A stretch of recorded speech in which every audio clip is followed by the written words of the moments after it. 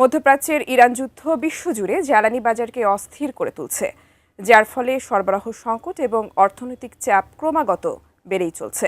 বৈশ্বিক বাণিজ্যেও তৈরি হয়েছে চরম অনিশ্চয়তা। ঠিক এই পরিস্থিতিতে এই সংকট নিরসনে 4 দফা প্রস্তাব দিয়েছেন চীনের প্রেসিডেন্ট শি জিনপিং।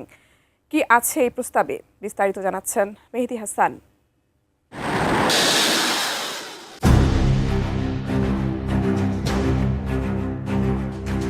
মধ্যপ্রাচ্যে চলমান সংঘাত এখন আর শুধু আঞ্চলিক সীমায় সীমাবদ্ধ নেই, বরং এর প্রভাব সরাসরি ছড়িয়ে পড়েছে বৈশ্বিক রাজনীতি ও অর্থনীতিতে।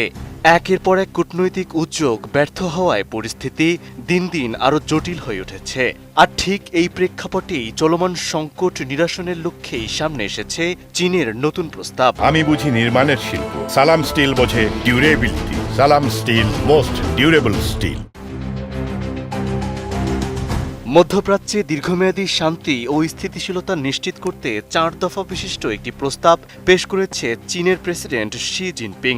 14 এপ্রিল চীনের রাষ্ট্রীয় বার্তা সংস্থা সিনহুয়া জানিয়েছে, আবুধাবির ক্রাউন প্রিন্স মোহাম্মদ বিন জায়েদের সঙ্গে এক গুরুত্বপূর্ণ বৈঠকে এই প্রস্তাব তুলে ধরা হয়েছে।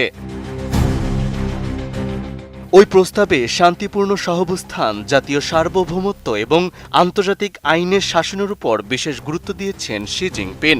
পাশাপাশি আঞ্চলিক নিরাপত্তা ও উন্নয়নের মধ্যে সমন্বয় সাধনের প্রয়োজনীয়তার কথাও তিনি স্পষ্টভাবে উল্লেখ করেছেন।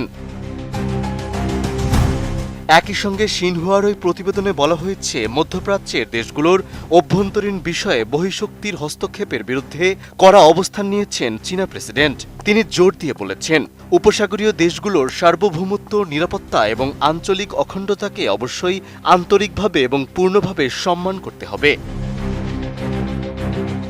এদিকে চীনের রাষ্ট্রীয় সংবাদ মাধ্যম সিসিটিভি জানিয়েছে, শি জিনপিং মনে করেন পারস্পরিক শ্রদ্ধাবোধ এবং আন্তর্জাতিক আইনি কাঠামোর মাধ্যমেই এই অঞ্চলের বর্তমান উত্তেজনা কার্যকরভাবে প্রশমন করা সম্ভব। তার মতে এই 4 দফা প্রস্তাব একটি ভারসাম্যপূর্ণ ও অন্তর্ভুক্তিমূলক মধ্যপ্রাচ্য গঠনের একটি গুরুত্বপূর্ণ ভিত্তি হিসেবে কাজ করতে পারে। বর্তমান ভূরাজনৈতিক প্রেক্ষাপটে এই প্রস্তাবকে অত্যন্ত তাৎপর্যপূর্ণ হিসেবে দেখছেন বিশ্লেষকরা। বিশেষ করে ইরান ও যুক্তরাষ্ট্রের মধ্যে চলমান সংঘাত এবং হরমুজ প্রণালীতে তৈরি হওয়া অস্থিরতার মধ্যেই বেইজিং নিজেকে মধ্যস্থতাকারীর ভূমিকায় আরও সক্রিয়ভাবে তুলে ধরতে চাইছে। এছাড়া শি জিনপিং উন্নয়ন ও নিরাপত্তাকে একে অপরের পরিপূরক হিসেবে উল্লেখ করেছেন। তার মতে শুধু সামরিক শক্তি নয়, বরং অর্থনৈতিক উন্নয়ন এবং জনগণের জীবনমানের উন্নয়নই দীর্ঘমেয়াদে সংঘাত প্রতিরোধের সবচেয়ে কার্যকর ও টেকসই পথ হতে পারে।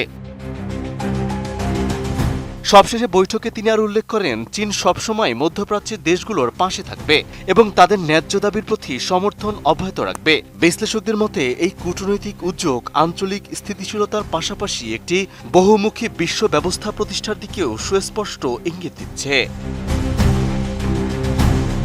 মেহেদী হাসান, এটিএন নিউজ।